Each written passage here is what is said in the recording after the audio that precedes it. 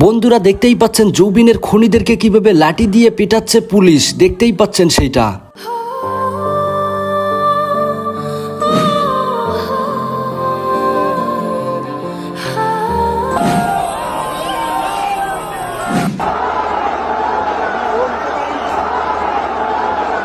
এইবার বেরিয়ে আসলো জনপ্রিয় সিঙ্গার জুবিন গর্গের আসল খুনি। প্রিয় দর্শক, আপনারা জানলে অবাক হবেন যে এই জুবিনকে কিভাবে প্ল্যান করে তার বন্ধুরা মেরেছে, তার ম্যানেজার সহ তা ইতিমধ্যে সমস্ত তথ্য ফাঁস। এমনকি পুলিশের হাতে গ্রেপ্তারও হয়েছে তারা। ইতিমধ্যে অসমের মুখ্যমন্ত্রী এই খুনিদের নাকি ফাঁসির ঘোষণা করেছে। যেই সিঙ্গারের জন্য গোটা অসমবাসী একদম নিস্তব্ধ হয়ে আছে, আর তাকে এইরকম একটা রহস্যময় করে মারা হয়েছে, এটা কেউ মেনে নিতে পারতেছে না। তো বন্ধুরা, জুবিনের সাথে আসলে তাদের কি শত্রুতা ছিল যার কারণে তার প্রাণটাই কেড়ে নিল? তো প্রিয় দর্শক, চলুন বাড়তি কথা না বলে আগে আমরা ভিডিওতে চলে যাই। মূল খেলাগুলো হয় সেই স্টেডিয়ামে জুবিন গর্গের নিথর দেহ পড়ে আছে, এবং সেই নিথর দেহে শ্রদ্ধা জানাতে রাত্রিবেলা গভীর রাতেও 5 লক্ষ মানুষের জমায়েত ছিল। ভাবতে পারা যায়? আমাদের জীবদ্দশায় তো বোধহয় কোনো শিল্পী, কোনো অভিনেতা তাকে এই রকম ভাবে 15 লক্ষ মানুষ তার সঙ্গে হেঁটে যাচ্ছেন সে শ্রদ্ধা জানাতে দেখিনি। আমাদের সদ্য প্রয়াত সৌমিত্র চট্টোপাধ্যায়, তারও আগে সুচিত্রা সেন, দিগ্গজ সব আর্টিস্ট, গায়ক, তাদেরকে আমরা হারিয়েছি। কিন্তু আমার মনে পড়ে মাঝে মধ্যেই ভাইরাল ছবি দেখি, উত্তম কুমার যখন মারা গিয়েছিলেন, আমাদের জ্ঞানও হয়নি তখন, সে উত্তম কুমারের সময় এই রকম ভিড়ই বোধহয় হয়েছিল, যা ভাইরাল ছবি দেখে বোঝা যায়। কিন্তু একটা রাজ্যে একজন মানুষ, শিল্পী, অভিনেতা, গায়ক, তিনি মারা যাওয়ার পর, অকালে চলে গেছেন, তার জন্য এত ভালোবাসা, এত শ্রদ্ধা কোথাও তো দেখতে পাওয়া যায় না। অসমের শুধু গুয়াহাটিতেই নয়, বিভিন্ন মণ্ডল, বিভিন্ন শহরে, বিভিন্ন গ্রামে পর্যন্ত স্তব্ধ হয়ে গেল জুবিন গর্গের মৃত্যুর খবর যখন এলো।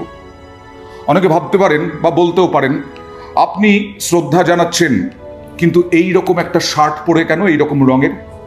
কারণ কালো পরিনি, কারণ জুবিন গর্গ কোনোদিন কালো ছিলেন না। জুবিন গর্গ সবসময় রঙিন ছিলেন, 52 বছর বয়সেও। হতে পারে তাকে নিয়ে অনেক বিতর্ক হতে পারে, তিনি নাকি নেশা করতেন, অনেক ট্রোল হতে পারে।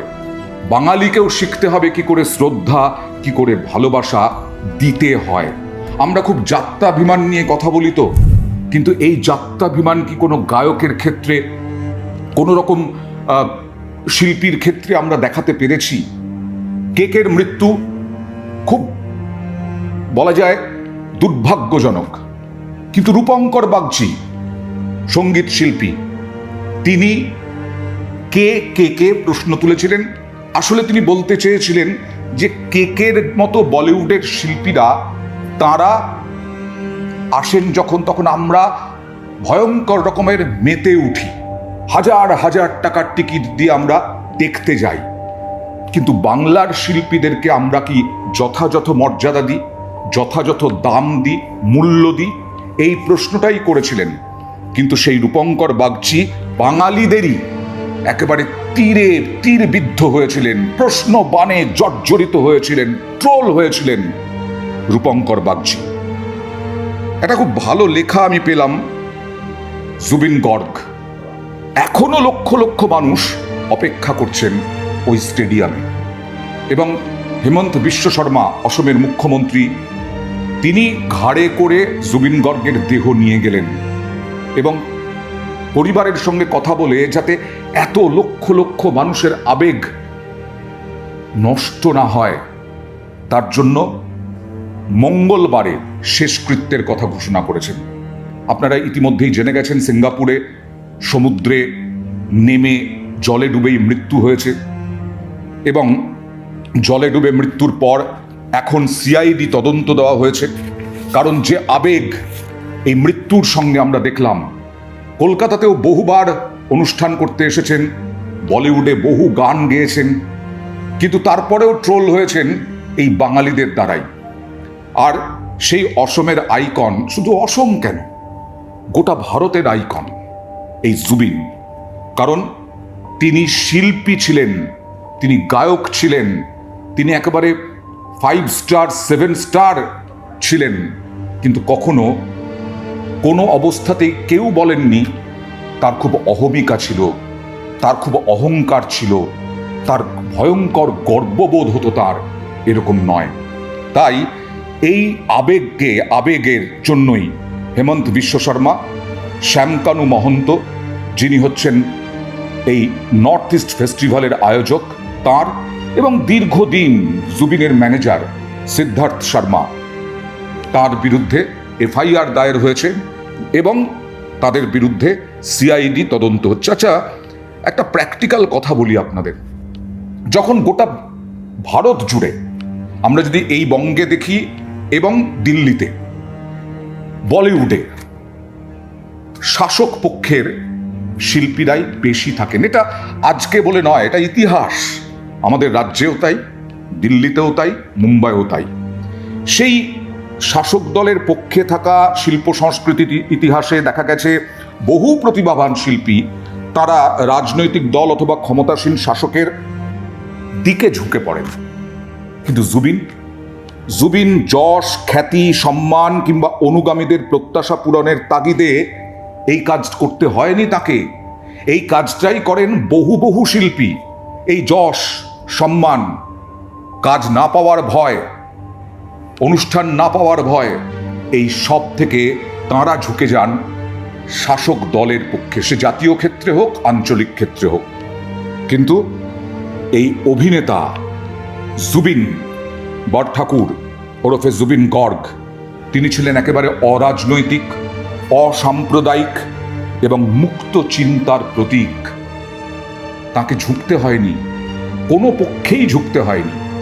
এনআরসির সময় আমরা দেখেছি কিভাবে বিদ্রোহ করেছিলেন, কিভাবে কণ্ঠ রুদ্ধ করতে পারেনি কোনো সরকার তার জুবিনের, এবং জুবিনকে ঘিরে তখন রাজনৈতিক বিতর্ক শুরু হয়েছিল। সাংস্কৃতিক চর্চার সঙ্গে যুক্ত ছিল তাদের পরিবার, ফলে পরিবার থেকেই তো পেয়েছেন এই শিল্প সংস্কৃতির বিষয়টা। কিন্তু এখানেই তো সবার থেকে আলাদা হয়ে গেলেন। কাউকে তিনি ভয় পান না, কাউকে তিনি রেয়াত করেন না, কোনো সরকার, কোনো শাসকের পক্ষে তিনি নেই। তিনি, আবার বলছি, অরাজনৈতিক, অসাম্প্রদায়িক এবং মুক্ত চিন্তার প্রতীক। সারা ভারতের সঙ্গীতাঙ্গনে এক পরিচিত নাম হয়ে ওঠেন এই জুবিন গর্গ। তবে কিছু উদ্দামতা, কিছু উচ্ছৃঙ্খল, কিছু সময় পরিচয় পাওয়া গেছে, কি সমালোচনার সম্মুখীনও হয়েছেন। যদিও সামাজিক ও ব্যক্তি জীবনে তিনি ভদ্র ও সজ্জন বলে পরিচিত। তবে কিছু মানুষ জীবনকে বাঁধা ধরা নিয়মের গণ্ডিতে বেঁধে রাখতে চান না, এ তো আমরা সবসময় দেখি। বিশেষ করে শিল্পীরা কোনো সময় একটা গণ্ডির মধ্যে বেঁধে রাখতে চান না, নিজের মতো করে বাঁচেন বলেই তাদের প্রতিভা অল্প সময় উজ্জ্বল হয়ে ওঠে। আর জুবিন গর্গ ছিলেন তেমনই এক ব্যতিক্রমী প্রতিভা, তেমনই এক ব্যতিক্রমী ব্যক্তি। না হলে এই রকমভাবে লক্ষ মানুষ, আবার বলছি, এখনো পর্যন্ত দেখিনি রাস্তায় নেমেছেন। তার অকাল প্রয়াণ হয়েছে, সব ঠিক আছে, কিন্তু জুবিন একজন অন্য রকমের মানুষ ছিলেন বলেই আজকে 5 লক্ষ মানুষ এক রাতে জমায়েত হয়েছেন ওই স্টেডিয়ামে। এক শিল্পীর জন্য, এক গায়কের জন্য গোটা অসম স্তব্ধ। সেই শেষ যাত্রা যেটা নিয়ে বলছিলাম, লক্ষ মানুষ লিমকা বুক অফ রেকর্ডসে উঠে গেল। অসমবাসী রেকর্ড করলেন জুবিনকে শ্রদ্ধা জানিয়ে। তিনি যেমন ছিলেন মুক্ত সত্তার, প্রতিভা বিকশিত হয়েছে এবং তিনি আজ কিংবদন্তি হয়ে উঠেছেন। অসাম্প্রদায়িক, নিরপেক্ষ মানসিকতা নিয়েই কাজ করে গেছেন জুবিন গর্গ। কেউ একজনও তাকে কোনো কিছুতে দায়ী করতে পারেনি, কোনো রাজনৈতিক দলে টেনে নিতে পারেনি, কোনো রাজনৈতিক দল তার উপরে প্রভাব বিস্তার করতে পারেনি। তিনি কখনো শাসকের প্রশ্রয় বা রাজনৈতিক প্রভাবের কাছে নিজেকে সঁপে দেননি। এই হচ্ছেন জুবিন গর্গ।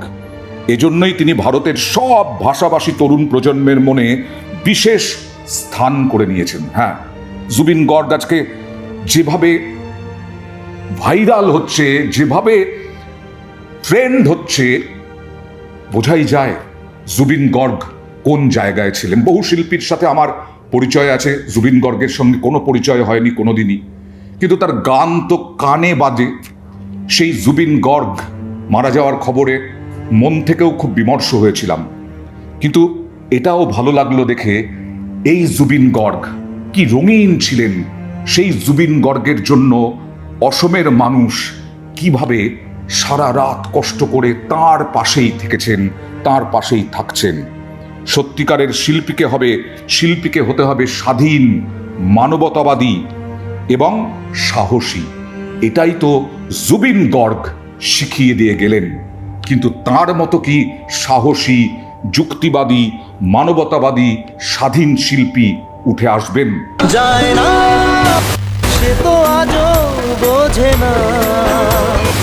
চোখের জলে ভাসিয়ে দিলাম মনের ঠিকানা। মন মানে না, মানে না মন।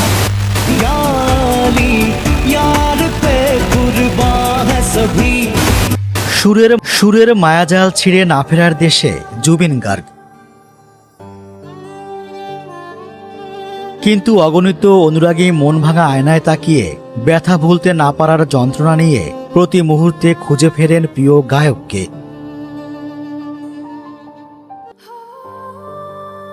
মন ভাঙা আয়না, এটি জুবিনের গাওয়া হৃদয় ছোঁয়া একটি গান, যেটি তিনি গেয়েছিলেন টলিউডের বলো না তুমি আমার সিনেমার জন্য। ভালোবাসার মানুষকে হারানোর যন্ত্রণা যে বাস্তবতার মুখোমুখি দাঁড় করাবে তা কেই বা জানত। যদিও জুবিন একবার মঞ্চে দাঁড়িয়ে বলেছিলেন, আমার মৃত্যুতে আসাম কাঁদবে 7 দিন। সত্যি আসাম অঝরে কাঁদছে। কখনো কখনো ব্যথাতুর মনের সান্ত্বনার চেষ্টা, কিন্তু বোঝে না সে বোঝে না। বোঝে না সে বোঝে না। প্রেম আমার সিনেমার বেদনার দৃশ্যের এই গানটি শ্রোতাদের মনে আলোড়ন তুলেছিল। সেই সুর এখনো মোহাচ্ছন্ন করে রাখে। মেনে না। চোখের জলে ভক্তরা জুবিনকে যে ঠিকানায় পাঠিয়েছেন সেখানেই এখন স্থায়ী বসবাস তার। চাইলেই খেয়াল স্রোতে ভেসে অন্য মোহনায় যাবেন না তিনি। চোখের জলে ভাসিয়ে দিলাম মনের ঠিকানা। পরাণ যায় জ্বলিয়ারে সিনেমার গানটি বহু শ্রোতাকে কাঁদিয়েছে। এই গানের সঙ্গে ঠোঁট মিলিয়েছেন দেব। গানটি এখনো শ্রোতাদের মুখে মুখে ফেরে। থাকবো আমি তোমারই থাকবো। কিন্তু প্রিয়জন হারানোর বেদনার ভার সহ্য করা তো কঠিন। কোনো কিছুতেই মন মানে না।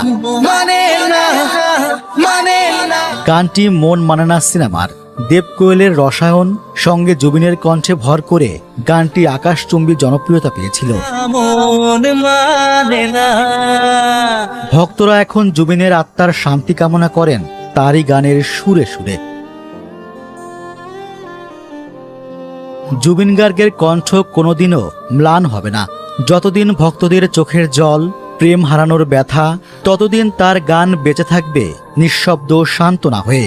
মৃত্যুর সীমারেখা পেরিয়েও তিনি রয়ে গেছেন সুরের নদীতে, যেখানে প্রতিটি ঢেউ বলে জীবন ক্ষণস্থায়ী, সুর চিরন্তন।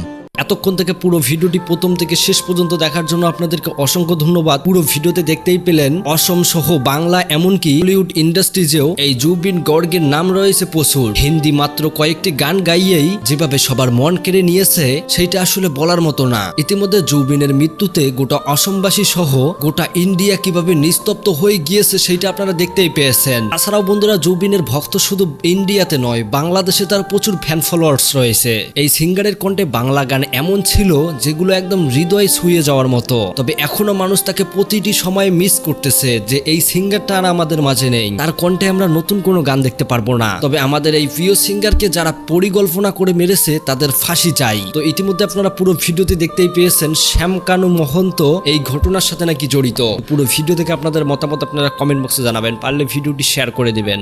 ধন্যবাদ।